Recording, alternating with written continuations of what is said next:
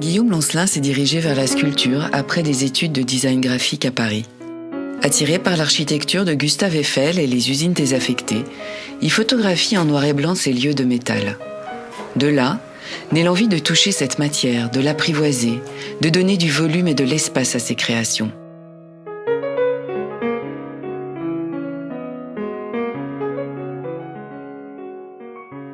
Inspiré par l'univers de Jules Verne, Guillaume Lancelin imagine alors ce qu'auraient pu être les sculptures et les mobiliers du Nautilus.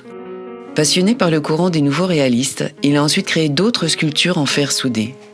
Façonner les matières métalliques, fer, cuivre, zinc, le travail des patines, des pigments, l'univers du sculpteur ne cesse de s'élargir.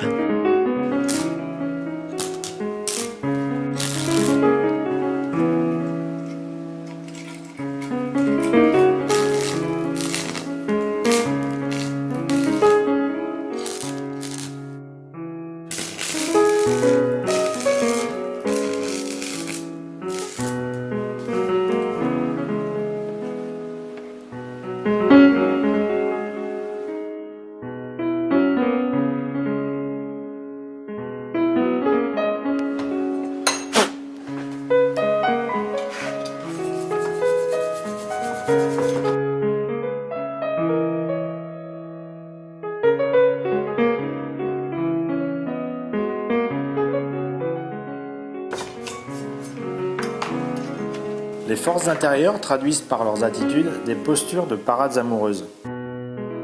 Ces sculptures sont en interaction avec une autre œuvre murale, une photographie, une peinture par exemple. Elles proposent au spectateur un tableau d'ensemble animé. Faire vivre une sculpture sur un mur, on n'est pas habitué à cette lecture. Elles occupent un plan vertical et c'est ça qui me plaît.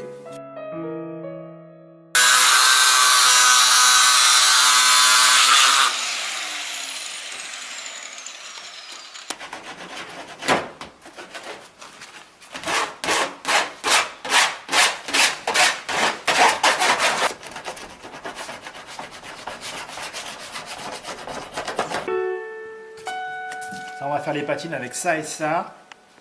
Et ça.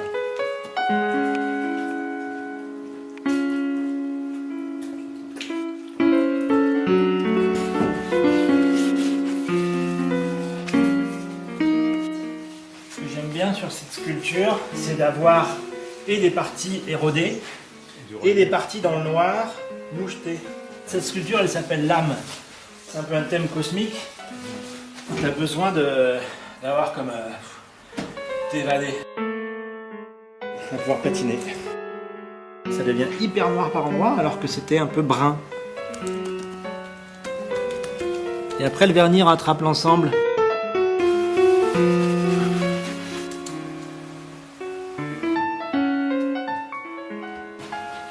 Le vernis en fait vient donner une belle intensité au noir. L'âme offre des compositions verticales associant dans une même œuvre une peinture et une sculpture. Ils évoquent les couleurs du cosmos, c'est de l'infini. C'est comme un souffle, une respiration.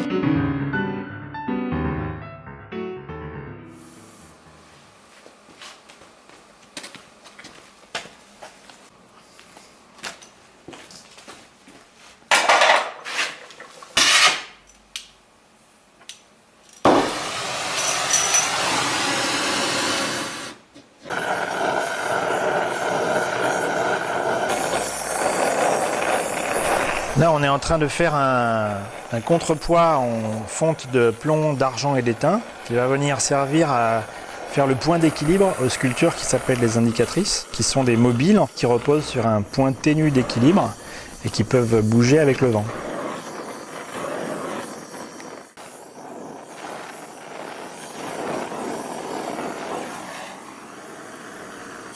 On va peut-être un peu avoir du mal à démouler. Et on va essayer. On va essayer.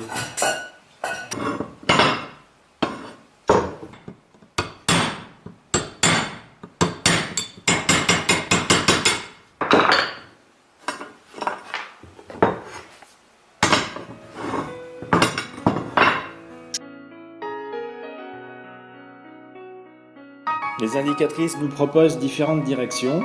Il faut peut-être les voir comme des orientations possibles. Elles sont là pour nous proposer un chemin.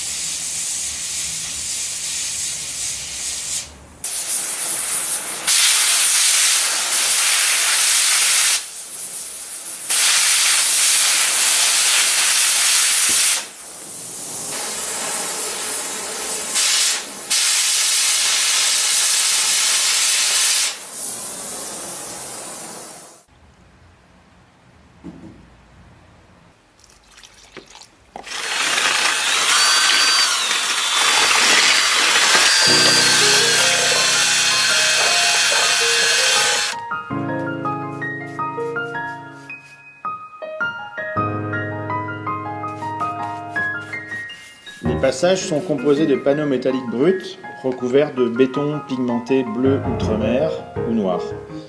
Ils sont sculptés en transparence, voire comme une dentelle pour certains.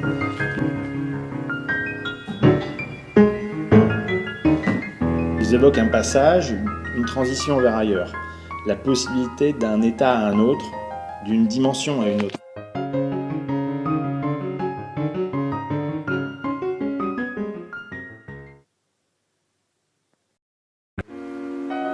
Grande clé du paradis, compte tenu de sa taille, il y a beaucoup de choses qui ont été pensées et anticipées en dessin, mais sinon je laisse quand même relativement une part grande à l'empirisme et à l'ajustement sur place. C'est comme une répétition le dessin. Il y a des notes techniques et puis aussi des intentions de placement des masses, de répartition des métaux. Sur certaines sculptures, je suis obligé de faire des moules. C'est des choses qui vont être fondues ensuite en étain et en plomb.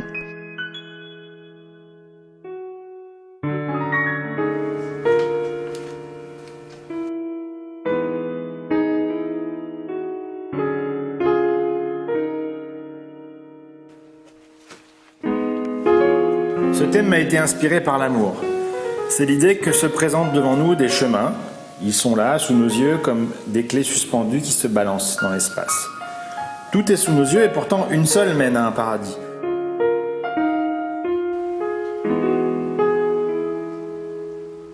Sur certaines sculptures de ce thème, j'ai soudé une clé en dessous comme un second niveau de recherche. Les solutions sont là, présentes, mais il faut les chercher, les provoquer. La clé d'un paradis est un thème de message plein d'optimisme.